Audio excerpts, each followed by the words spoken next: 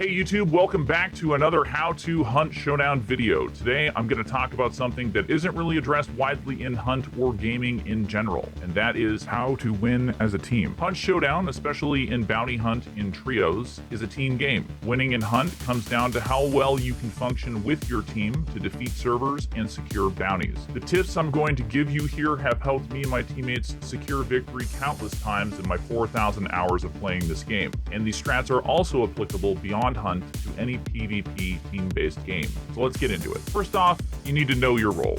Everyone brings something different to the team in Hunt. Some players are going to be the aggressive top fraggers generating kills. Some are going to be your shot callers, making sound tactical decisions, and others will be in support roles, stepping up when necessary to provide vital reses, meds, or a much-needed clutch. Whatever your role you're filling in that session, you need to know your responsibilities and work with your team in that capacity as best you can. The best teams that I've worked with in Hunt use these roles to flow off one another as matches unfold. Good teammates know that none of these roles are more important than the other if you want to win. Yes, getting kills is very important in Hunt, but just because you're killing the most people in the match doesn't mean that you're contributing most to the victory for your team. A good res or tactical decision that leads to victory is just as important as getting a bunch of headshots. Good teammates also know not to become single-minded when it comes to these roles. Well-functioning team members can flip from generating kills to making tactical decisions to supporting teammates as the situation changes. You should be ready to flip your priorities at a moment's notice when required. The best teammates I know can play all these roles constantly throughout a match.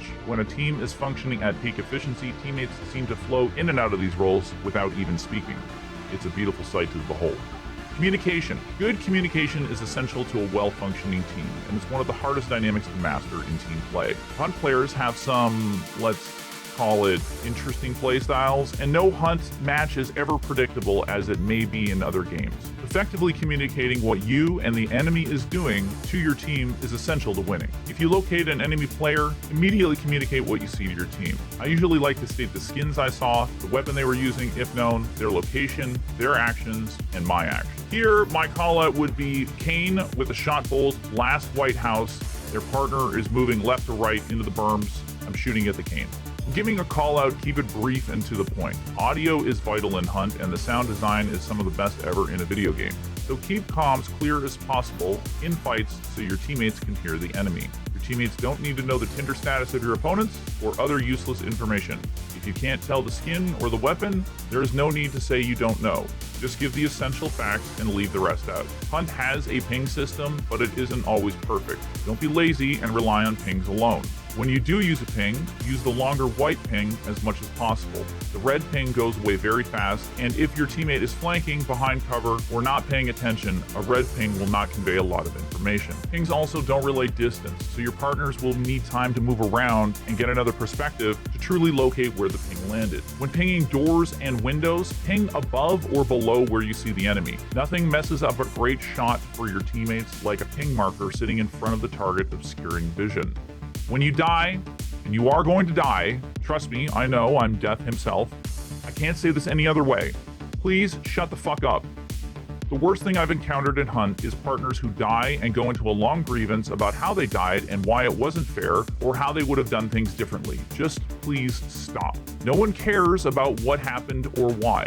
The only information you should convey to your team is the skin that killed you, their weapon, the distance to them, if you're resable, the direction, location, and teammates if you know that information. And that's it. No one cares about anything else. After you give your post-death call-out, stay off comms. Do not backseat your teammates. You died, they didn't. Let them play it out. Wait patiently and quietly to answer any questions they may have, and go only on comms if you absolutely need to give vital information like the location of healing or something urgent your teammate missed.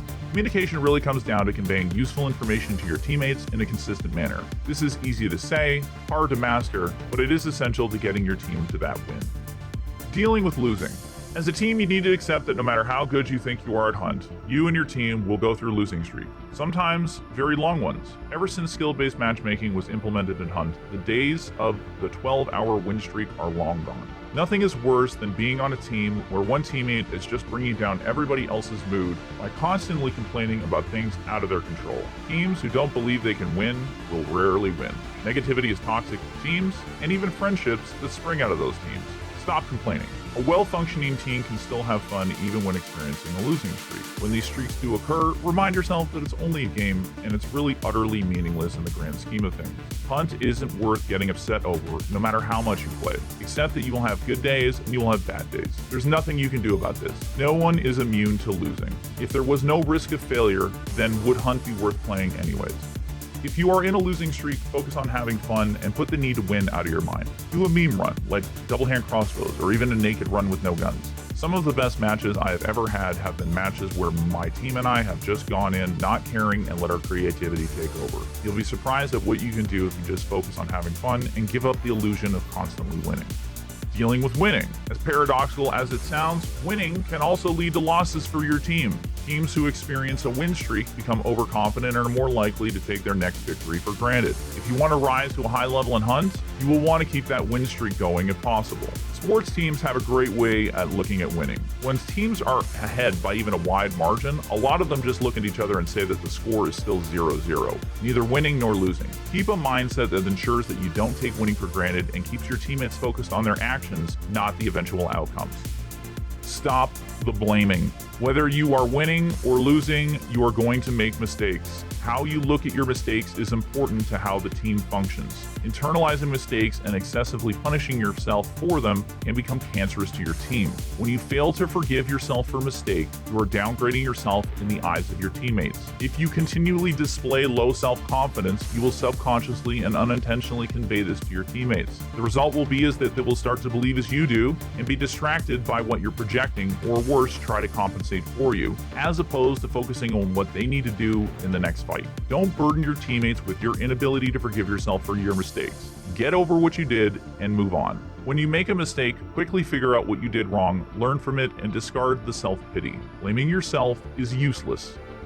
Giving and receiving feedback. Teams improve when they reflect on what they could have done better and make changes to adapt. Playstyles of enemy teams can vary from game to game, so you will have to adapt your playstyle to fit the situation if you want to achieve victory constantly.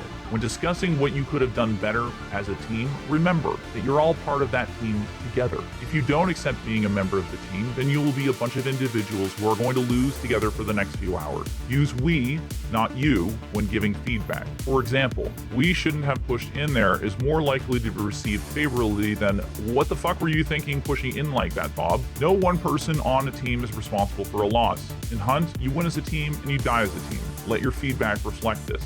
Be honest and direct in your feedback, but remember to move on quickly. Pointing out a team's mistakes can be hard for some people to hear, but if you make it short and to the point, they are less likely to dwell on it. Back up negative feedback with something positive. For example, we messed up at the end there by pushing into the swamp, but we almost did kill the whole server. GG's. If you decide as a team to make a change in your strategies or playstyles, then support that decision to your fullest, especially if you don't agree with the new course of action. Nothing is worse than being on a team with someone who pouts because they think they know better than the rest of the group. Just because you didn't get your way is no excuse for bringing down the morale of the team. Once a course is decided upon, there's nothing you can do, and you must make the best of the circumstances you're in.